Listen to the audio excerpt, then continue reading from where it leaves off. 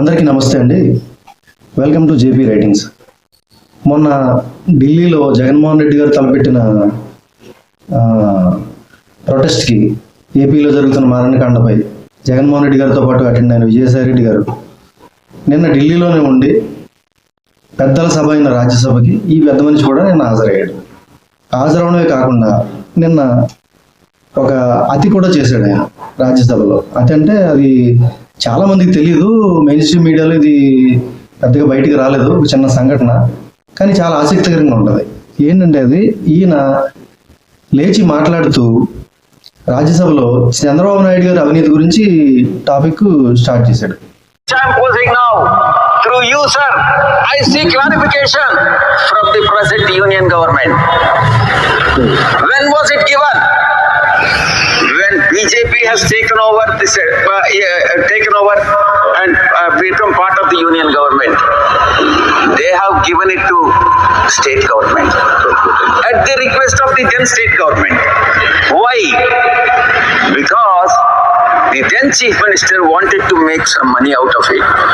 Oh no, please. That is the reason. You have to authenticate all these things. Mr. Vijayasai Reddy, you have to authenticate. Sir, you know you are a very senior member. That is the reality. I have brought it के बारे में बिना substantive motion के आप नहीं बोल सकते. Please, you give it in authenticated, please, by evening. Sir, the third point. Serious allegation. Third point, sir. 2004. Please, you have to authenticate by evening. Be clear on this. Otherwise, you drop.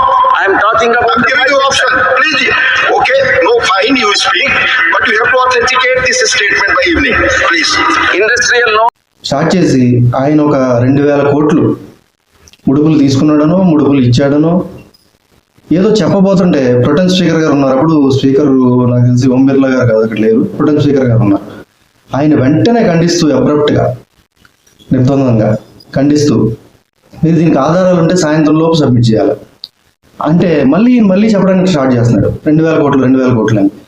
మీరు ఎట్టి పరిస్థితుల్లో సాయంత్రం లోపు దీని మీద ఆధారాలు ఉంటే కనుక తీసుకొచ్చి సభకి సబ్మిట్ చేయాలి, లేకపోతే మిమ్మల్ని సస్పెండ్ చేస్తాం అన్న రీతిలో ఆయన వార్నింగ్ ఇచ్చాడు. అయినా కూడా ఈయన చెప్పడానికి ట్రై చేస్తా ఉన్నాడు.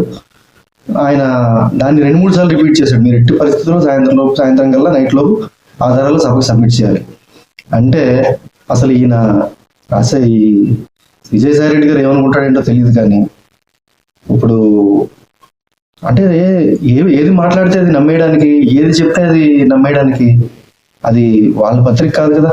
వాళ్ళ పత్రికలో వచ్చేవన్నీ అబద్ధాలే, వాళ్ళకి సంబంధించిన విషయాలు తప్ప మిగిలిన ప్రపంచంలో జరిగే విషయాలన్నీ, అటు ఉక్రెయిన్ యుద్ధం కావచ్చు, లేకపోతే ఇటు ప్రపంచంలో జరిగే ఏ విషయం గురించి అయినా సరే నిజాలు చెప్తారు మ్యాక్సిమం. కానీ వాళ్ళ విషయాలు అంటే వాళ్ళ పార్టీ నాయకులు, వాళ్ళ పార్టీకి సంబంధించిన విషయాలు, వాళ్ళ నాయకుడి విషయాలు వచ్చేటప్పుడు మాత్రం మొత్తం అన్ని అబద్ధాలే. ఈవెన్ అపోజిషన్కి సంబంధించిన విషయాలు కానీ అన్ని అబద్ధాలే ప్రచారం చేస్తారు. సో అలాగే ఎల్లకాలం ప్రచారాలు చేద్దాం, అదే మాట్లాడదాం అనుకుంటే పైగా ఈయన పెద్దల సభలోకి వెళ్ళి చంద్రబాబు నాయుడు గురించి అందరికీ తెలుసు, దేశం మొత్తం తెలుసు, ఆయనకున్న పరపతి తెలుసు, ఆయన నిజాయితీపరుడు అనేది తెలుసు. వీళ్ళు చెప్పిన నమ్మే ప్రజలు ఇంకా కొంతవరకు మిగిలి ఉన్నారు. కానీ ఏదేమైనా కానీ అక్కడ ఏదైనా ఆధారాలు ఉంటే చెప్పాలి. ఆధారాలు లేకుండా ఇష్టం వచ్చినట్టు ఆరోపణలు చేస్తూ ఉంటే మాత్రం ఎన్ని రోజులే నడుస్తుంది, ఎంతకాలం అని వీళ్ళు చెప్పేది అందరూ వింటూ ఉంటారు. అందుకే ఆయన ఏంటంటే అలా వార్నింగ్ ఇచ్చేటప్పుడు ఇంకా సైలెంట్ అయిపోయి ఆ టాపిక్ డైవర్ట్ చేసి వేరేదేదో మాట్లాడడానికి ట్రై చేసి సైలెంట్గా కూర్చున్నాడు. సో ఇది మ్యాటర్ పరిస్థితి. వీళ్ళ పరిస్థితి ఎలా ఉందంటే ఇంకా అలాగే ఉంది. Okay friends.